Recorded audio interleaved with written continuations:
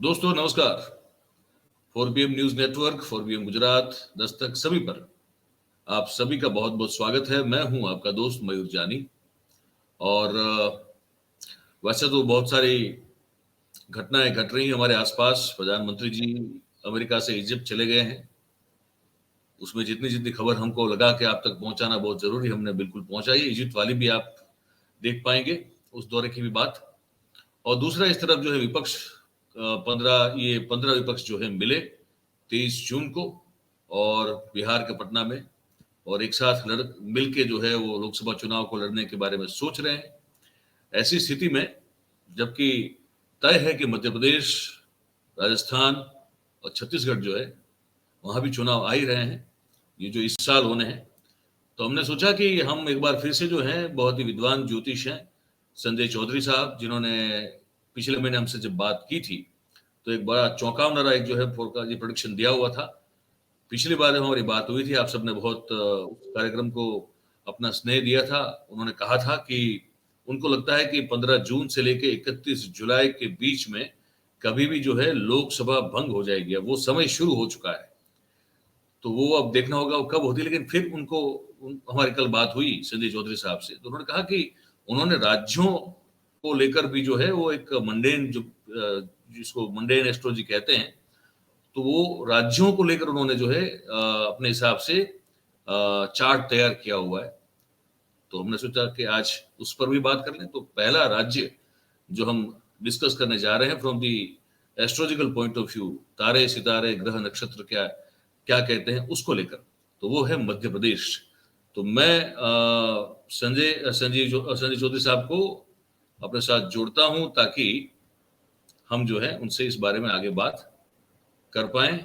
तो संजय भाई, आपका बहुत बहुत स्वागत है एक बार फिर से 4PM पर। नमस्कार जी।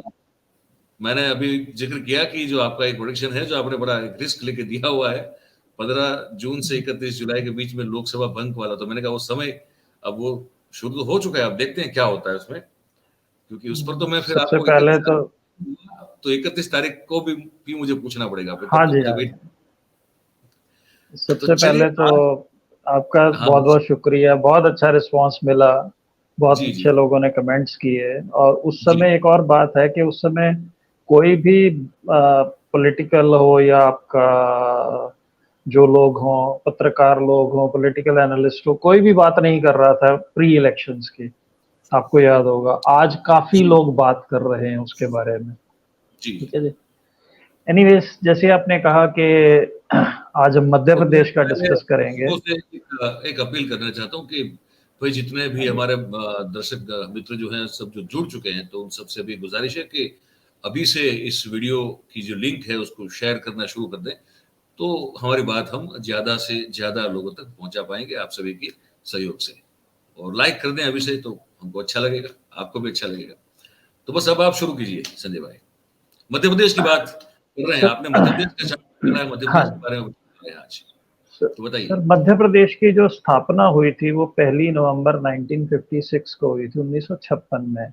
हम अनडिवाइडेड मध्य प्रदेश की बात कर रहे हैं। कर्क लगन की कुंडली बनती है उनकी। मंडेन के हिसाब से अगर देखा जाए तो कर्क लगन, कैंसर लगन, इसके थर्ड हाउस और फोर्थ हाउस में एक्सचेंज है।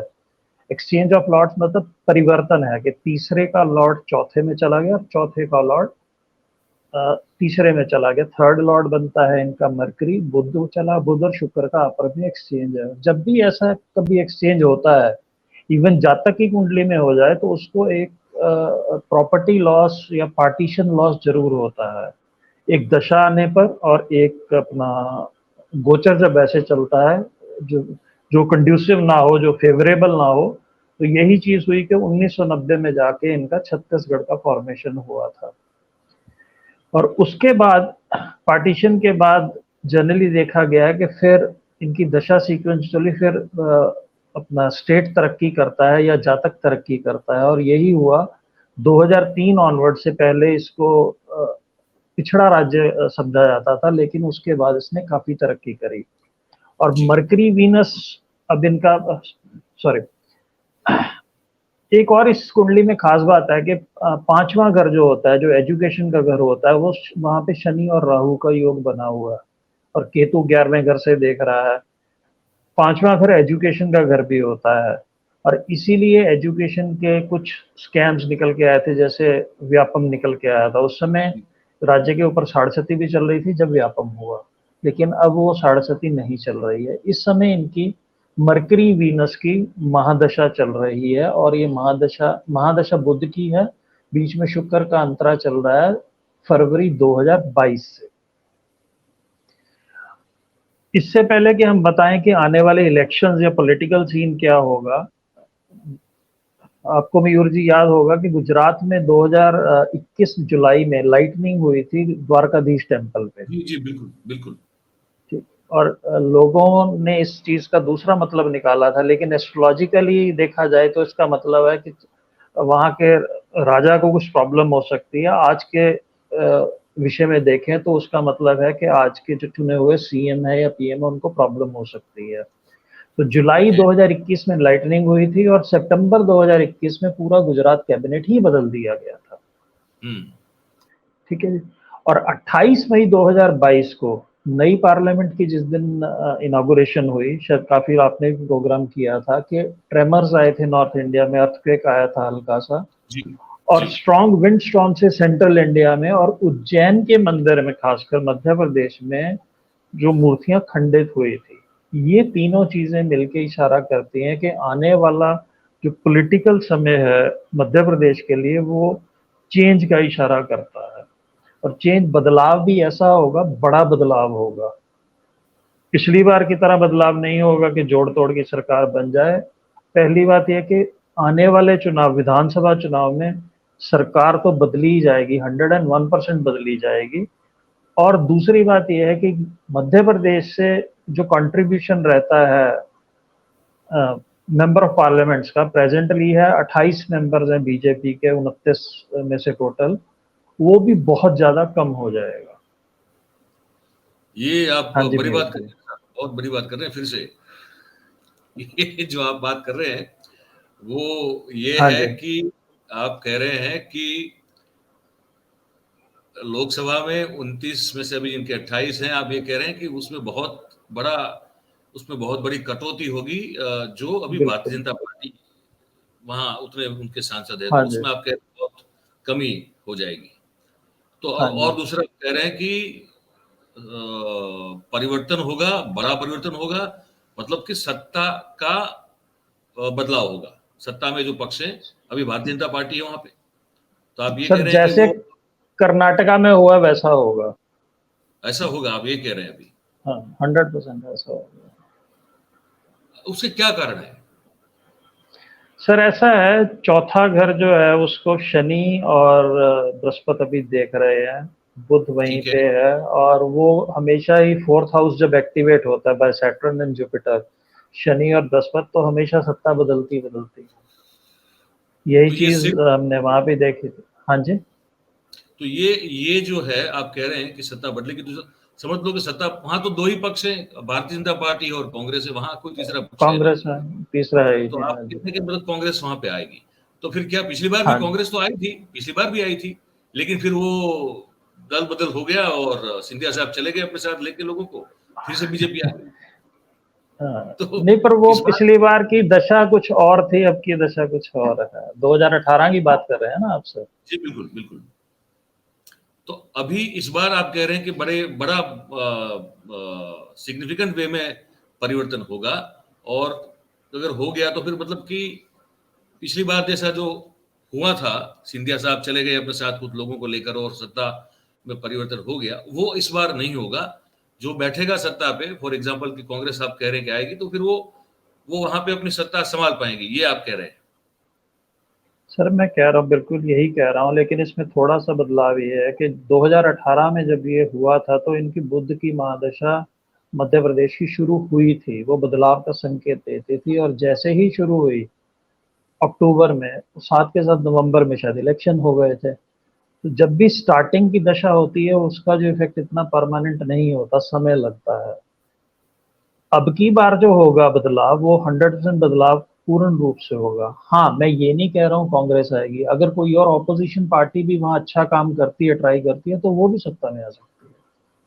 हाँ, पर खैर अभी तो अगर पॉलिटिकली ऑब्जर्व किया जाए तो वहां मुख्य रूप से दो ही बड़ी पार्टी, जैसे गुजरात में अब तक बिल्कुल दो ही ठीक बड़ी है। पार्टी, आम आदमी पार्टी हाँ ने जी, तो इस हाँ बार जी। जोर लगाने की कोशिश की, पर हाँ बेसिकली जी, हाँ जी। गुजरात में भी दो ही बड़ी पार्टी जो है वो मुख्य रूप से काम कर रही है इतने सालों से। और वही हाँ हाल जी। कमोवेश और राजस्थान का भी है, उस पर फिर बाद में दूसरे कार्यक्रम में आएंगे। हाँ तो जी। मतलब कुल मिला के आपका ये कहना है कि जो सत्ता में बैठी पार्टी है वो अब वहां पे अगले इलेक्शन में वो नहीं जीत पाएगी, वो सरकार नहीं बना पाएगी, कुल मिला के आपका ये कहना है, और कोई भी आए, ये कहना है हाँ, आपका। बिल्कुल। जो प्रेजेंट सत्ता है वो तो जाएगी जाएगी, और इनका जो कंट्रीब्यूशन है, जो सेंट्रल गवर्नमेंट में है, वो कंट्रीब्यूशन भी कम हो जाएगा। उसके लिए हम ओमेंस ले रहे हैं कि जिस दिन पार्लियामेंट का इनागुरेशन हुआ, नई पार्लियामेंट, और उसी दिन वहां पे मूर्तियां टूटी, तो दोनों का संबंध ये मान के चलता है कि वहां से ज्यादा कंट्रीब्यूशन नहीं मिलेगी। तो लोकसभा में भी इनके सांसदों की संख्या में बड़ी कटौती होगी। डेफिनेटली बड़ी कटौती मिलेगी इनको।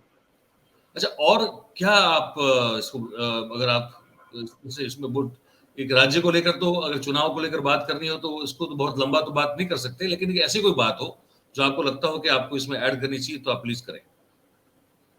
सर, ऐसा है, आजकल गोचर में बृहस्पति और राहु का कॉम्बिनेशन चल रहा है एरीज मेष राशि में, जिसे चंडाल दोष कहा जाता है। अभी पीछे ही जी। बना था।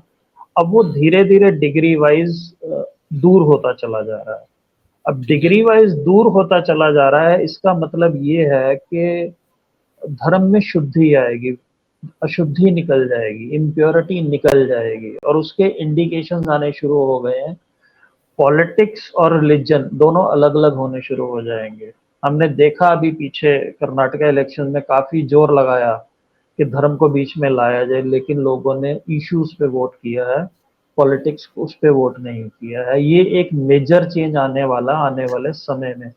और इस चीज को ओमन्स बड़े क्लियर दिखाते हैं। मैं आपका भी पीछे प्रोग्राम देख रहा था, जो रथ यात्रा हुई है जी अहमदाबाद में, जी उसमें जो जी जी। ओमन्स आए हैं वो भी यही इशारा कर रहे हैं कि धर्म और राजनीति को अलग रखा जाए।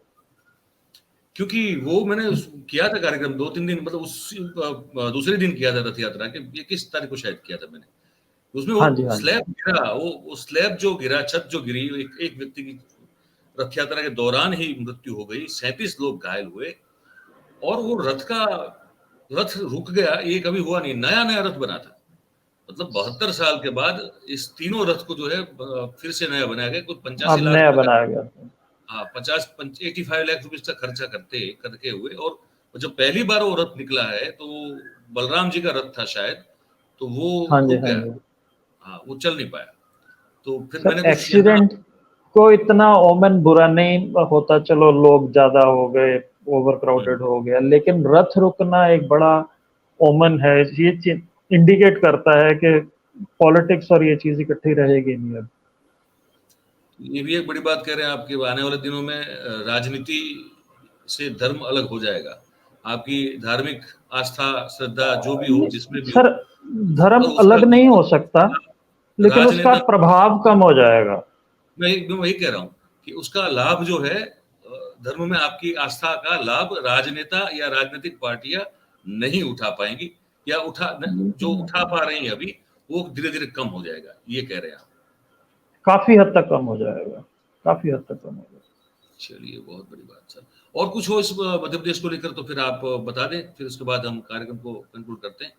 नहीं, बस मध्य प्रदेश आने वाले समय में बहुत तरक्की करेगा। मरकरी वीनस इनका अ, बस खत्म होने वाला है, 2024 में खत्म हो जाएगा। उसके बाद जो इनकी मरकरी सन की जो महादशांतरा चलेगा बुध और सूर्य का, इसमें काफी तरक्की करेगा।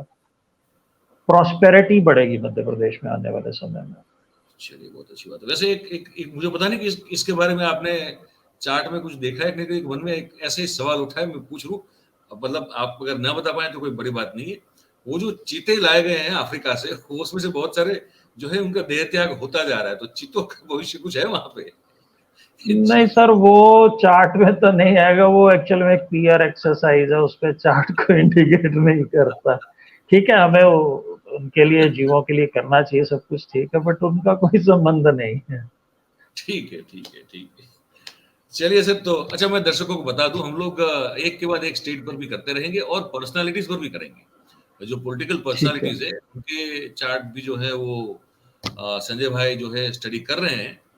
तो पॉलिटिकल पर्सनालिटीज जो होंगी उन पर भी बात होगी, जहां जहां चुनाव है जिन जिन राज्यों में, और राज्यों पर भी बात होगी। तो आज हमने पहले मध्य प्रदेश की बात कर ली, और मैं सिर्फ समअप कर देता हूँ कि संजय भाई का ये कहना है कि परिवर्तन है, सत्ता परिवर्तन है इस चुनाव में, और इसका मतलब ये है कि भारतीय जनता पार्टी को वहां से जाना होगा, ऐसा इनका कहना है।